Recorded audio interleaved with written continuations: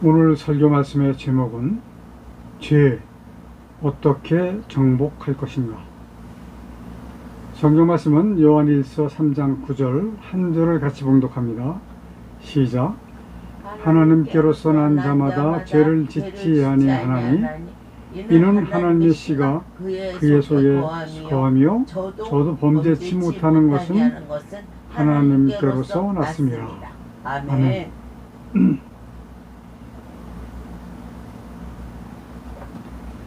지난 주일 저녁에 카톡을 보니까 어떤 분이 폼글을 올렸어요. 사람의 수명에 대한 이야기를 올렸는데 스님과 기독교 목사님과의 수명에 관계된 내용을 올려서 읽고 우리가 좀 이 죄에 대한 것을 어떻게 정복할 것인가에 대해서 우리 성도님들께 말씀을 드려야 되겠다 하는 생각이 들어서 오늘 죄 어떻게 정복할 것인가에 대해서 말씀을 드리는 것입니다. 그 펌글의 내용은 자연 속에서 맑은 공기, 깨끗한 물, 신선한 채소를 먹으며 살아가는 불교의 스님들이 많은 오염 속에서 살아가는 기독교 목사님들보다 그 수명이 약 20년이나 짧다라고 하는 거예요. 그 이유를 보면 좀 맞는 그러한 그 논리적인 이야기가 될 수는 있다라고 생각을 하면서 우리 그리스도인들이 왜 그런가에 대해서는 정확하게 알고 있어야 되지 않겠냐 하는 그런 생각입니다. 오래전에 성철 스님이 세상을 떠나면서 한국의 세상이 떠들썩했습니다. 저는 그때 그분이 세상을 떠나면서 그 유언식으로 남긴 말씀을 지금도 생생하게 기억해요. 산은 산이요 물은 물이로다. 그 이야기를 하고 세상을 떠나셨습니다. 참 어떻게 생각하면 좀 아이러니할 수도 있는 유언이기도 하고 또 한편으로 보면 불교인들은 뭐 엄청난 그 교훈이라고 생각을 하겠죠. 그러나 우리도 그것을 그냥 스쳐서 지낼 필요가 없이 뭔가를 좀 생각을 해야 되지 않겠나. 저는 그때 당시 그렇게 생각을 했습니다. 세상은 아무것도 아니다. 산은 산이고 물은 물일 뿐이야. 이렇게 말씀을 하신 것이 아닌가 하는 그런 생각을 했습니다. 그 성철 스님이 세상을 떠나면서 자신의 삶을 원망을 했다? 후회를 했다? 잘못 선택했다? 라고 하는 그 이야기를 하면서 불교는 죄의 값을 해결할 자가 없기 때문이다 라고 이야기를 했다라고 합니다. 그 이야기는 못 들었어요, 그때 당시. 근데 누군가가 듣고 또 이렇게 기록을 남겼네요. 그러나 반면 목사님들은 늘 회개를 하면서 살고 있고 거룩하신 하나님의 백성으로 깨끗하게 살려고 노력을 하기 때문이다 라고 하는 결론까지 그 펌글에서 말씀을 하셨어요. 이 말씀은 논리적으로는 맞는 말입니다. 그러나 참 하나님의 사람이라고 한다면 죄에 대한 명확한 구분이 있어야 되고 또한 정확한 정복의 방법을 인식하고 있어야 된다라고 말씀을 드릴 수가 있습니다. 죄 어떻게 정복할 것인가? 이것을 우리가 알기 위해서는 우선 죄가 무엇인가를 먼저 알아야 됩니다. 아멘. 죄는 원죄와 자범죄로 구분을 합니다.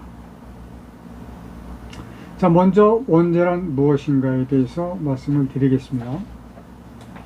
하나님의 천지 창조 당시에 최초의 사람은 아담과 하와뿐이 없었습니다. 하나님께서 이들을 에덴이라고 하는 낙원에서 살도록 하셨어요. 하나님께서 이들에게 에덴 동산에 있는 모든 것을 다 허락하셨지만 선과 악을 알게 하는 나무의 실과는 먹지 말아라. 먹으면 정령 죽는다 라고 말씀을 하셨습니다. 그런데 어떻게 됐어요? 여러분들이 잘 아시는 바와 같이 뱀을 통해서 사단이 하와를 속입니다. 그래서 그 하와가 그 과실을 보니 보암직도 하고 먹음직도 하고 탐스럽기도 해서 그 과실을 따서 먹는 범죄를 저지르게 됐습니다. 아담도 함께 먹었죠. 그래서 아담과 하와는 하나님께서 명령하신 그 명령에 불복종을 하는 불순종의 죄를 범하게 된 겁니다. 그러므로 아담의 모든 후손, 우리도 그런 거예요. 우리 모두가 다 그 죄성을 가지고 태어날 수밖에 없는 상황이 되어버렸다. 이것이 바로 원죄입니다. 그래서 로마서 3장 10절에서 말씀하시기를 의인은 없나니 하나도 없다라고 말씀을 하세요. 세상에는 의인이 한 사람도 없다라고 하는 말씀입니다. 그러나 하나님께서는 아담이 지은 그 죄를 무효화해야 될 필요가 있었습니다. 이 아담의 죄를 물을 수 있는 방법은 범죄 이전에 깨끗한 죄짓지 아니한 아담과 같은 사람의 피가 필요하신 거예요. 중요한 것은 사람의 피라고 하는 것입니다. 짐승의 피가 아니에요. 그러나 사람은 죄인이 되어버렸기 때문에, 그리고 그때 당시는 아담과 이브뿐이기 때문에 그 후로 태어나는 모든 사람은 원죄를 가지고 태어나기 때문에 이렇게 범죄 이전의 아담과 같은 사람은 있을 수가 없게 된 것이죠.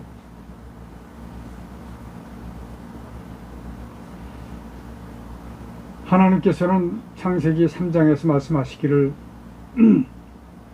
사탄에게 이용을 당한 뱀에게는 저주를 하셨습니다. 그래서 배로 기어서 다니게 했고 흙을 먹고 살게 하셨다. 그리고 사탄에게는 여자의 후손과 원수가 되게 한다라고 창세기 3장에서 말씀을 하셨어요. 여자의 후손, 즉 마리아를 통한 후손, 이것은 곧 예수 그리스도를 말씀하시는 거죠. 그래서 예수 그리스도는 사탄의 머리를 상하게 할 것이요, 사탄은 그의 발꿈치를 상하게 하리라 라고 말씀하셨습니다. 발꿈치 정도는 사실은 뭐 아무것도 아니죠.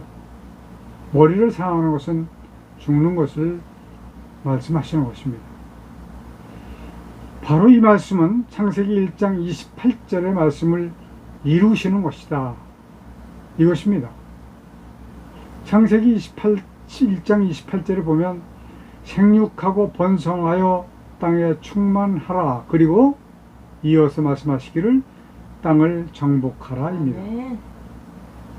정복이라고 하는 단어는 무엇을 전제하는가요?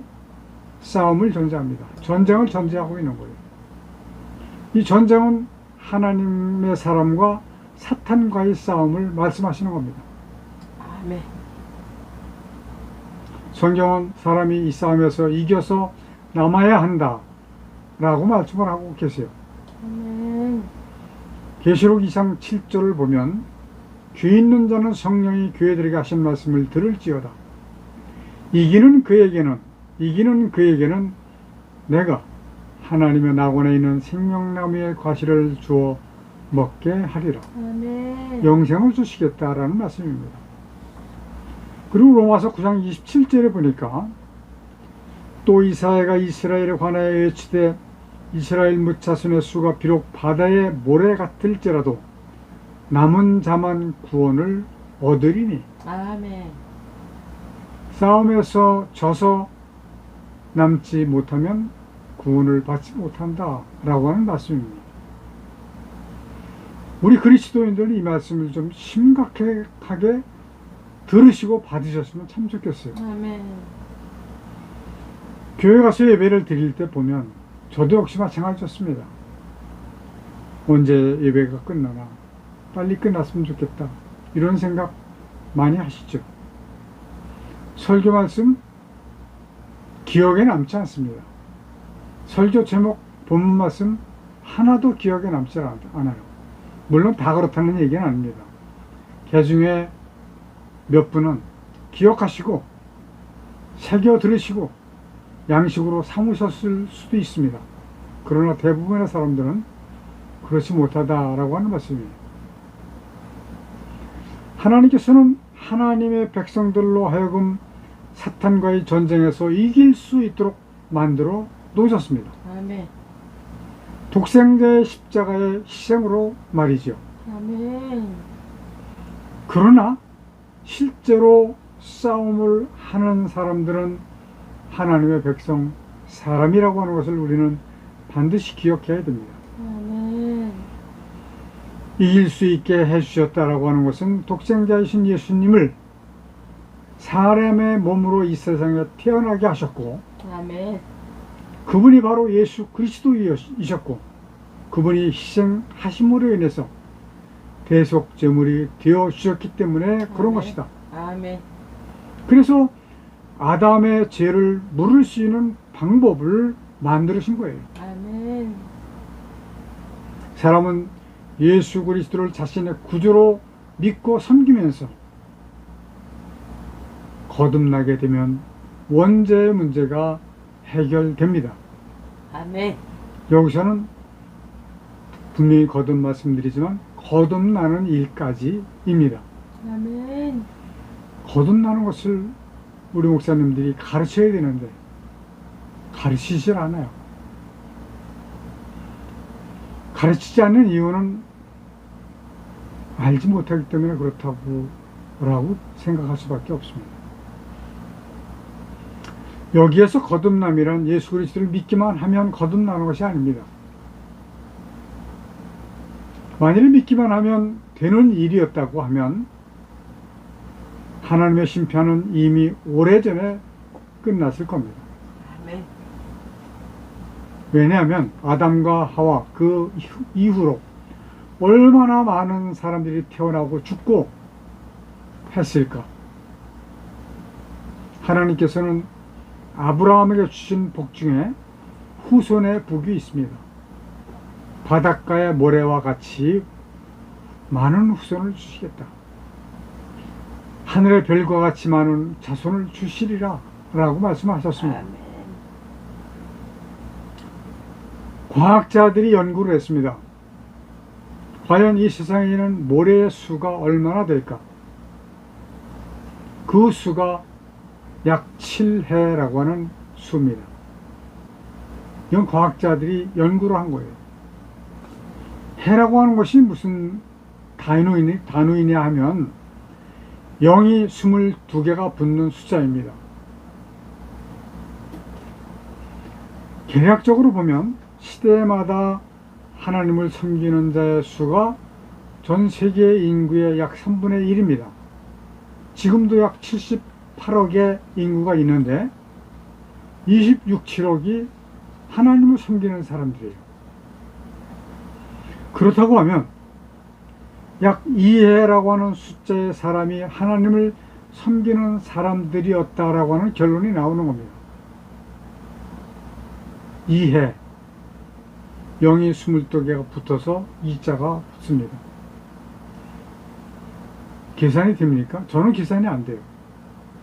수학 전문가들은 아마 계산이 될지도 모르겠습니다. 그러나 성경에서는 분명히 말씀하시기를 구원자의 수가 능히 셀 수 없을 만한 큰 무리다 라고 말씀을 하십니다. 계시록 7장 9절에 보니까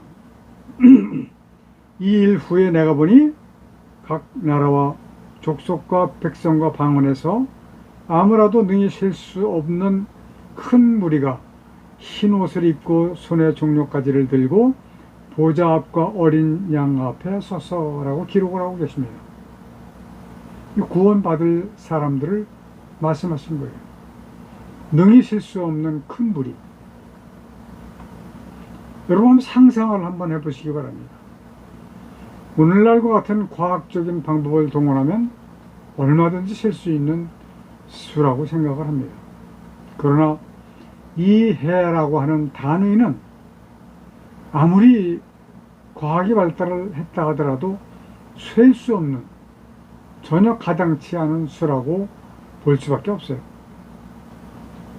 그러나 가장 중요한 것은 무엇이냐면 바로 지금 여러분이 하나님의 구원의 대상이 되어야 된다라고 하는 것이 가장 중요한 겁니다. 아멘. 남들이 무슨 소용이 있어요? 물론 남들도 필요하죠. 중요하죠. 그러나 나 자신이 구원받지 못하면 아무 소용이 없는 겁니다. 이미 여러분들은 예수 그리스도를 믿고 구주로 섬기고 있습니다. 아멘. 그러면 거듭나십시오. 아멘. 거듭나기 위해서는 하나님의 뜻을 깨달아야 합니다. 아멘. 유일하신 참 하나님과 그의 보내신 자 독생자 예수 그리스도를 아십시오. 아멘. 요한복음 17장 3절에 있는 말씀입니다.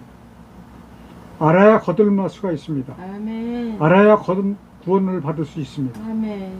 제가 드리는 말씀이 아니라 성경에서 우리에게 하시는 말씀이라고 하는 말씀이에요. 물론 하나님을 모르는 사람이 어디 있겠습니까? 세상 사람들도 하나님은 모두 다 알고 있습니다. 어느 정도? 그냥 교인들 정도. 어떤 유명한 목사님을 말씀하시기를 하나님을 아는 것이 그냥 아는 것이 아니라 좀 더 깊이 아는 것이다 라고 말씀을 하시더라고요. 아멘. 저는 여러분들에게 분명히 말씀을 드립니다.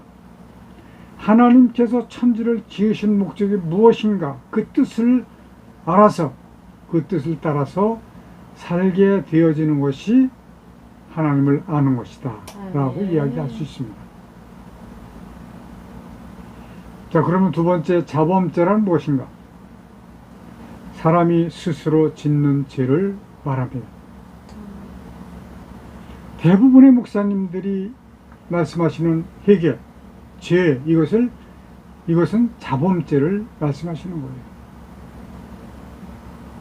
하나님께서 말씀하시는 죄는 자범죄보다 원죄를 더 중요하게 생각을 하십니다.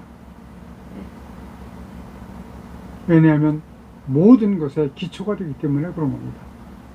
믿음의 기초, 구원의 기초, 거듭남의 기초. 육신의 죄는 한마디로 예수 그리스도를 믿은 후에 거듭나게 되면 정복되도록 되어 있습니다. 오늘 본문 말씀 보면 하나님께로서 난 자마다 죄를 짓지 아니하나니 이렇게 말씀을 하세요. 하나님께로서 난 자, 이것은 그냥 믿기만 하면 하는 자가 아니라 예수 그리스도를 구주로 믿은 후에 하나님의 말씀과 성령의 함께 하심으로 인해서 거듭난 자를 말씀하시는 겁니다. 아멘. 믿지 않는 사람들 중에서도 거듭난 것 같은 사람들이 있을 수 있습니다. 불교에서는 이것을 해탈이라고 말합니다. 즉 성철 스님들과 같은 그런 분들이 그런 불에 들어갈 수 있는 분들이라고 봅니다. 그러니까 불교의 해탈은 기독교의 거듭남과 비슷한 과정이기는 하지만 예수 그리스도를 통하지 아니하는 거듭남 해탈은 구원과는 전혀 상관이 없다라고 하는 것이죠. 먼저 원죄를 정복해야지만 자범죄도 정복하게 되기 때문에 그런 겁니다. 아멘. 그러나 사람은 세상을 살아가면서 육신의 죄를 짓지 않을 수가 있을까요? 그리스도인은 이것 때문에 매일매일 반성하고 회개의 삶을 살아갈 수밖에 없는 겁니다. 그러나 육신의 죄는 스스로 정복하기 위해서 힘쓰고 애를 써야지만 된다라고 하는 말씀입니다. 아멘. 덧붙여서 또 한 가지 말씀을 드리고 싶은 것은 1900년대 후반, 아니 후반이라기보다는 70년대쯤 된 것 같아요. 여러분들도 잘 아실 겁니다. 눈 위에 예수님 얼굴이라고 하는 사진이 참 유행을 했던 시절이 있습니다. 집집마다 가보면, 신방 가면 그 사진이 걸려 있어요. 예수님의 얼굴을 한 번도 본 적이 없는 우리들이 그 눈 자국에서 예수님의 얼굴을 찾으려고 애를 씁니다. 찾지 못하면 아, 믿음이 부족해서 그렇구나 라고 생각하기도 했습니다. 솔직히 말씀드려서 저는 못 찾았어요. 그러나 예수님은 그러한 방법으로 나타나시는 분이 아니시라는 것을 깨달았습니다. 오랜 후죠.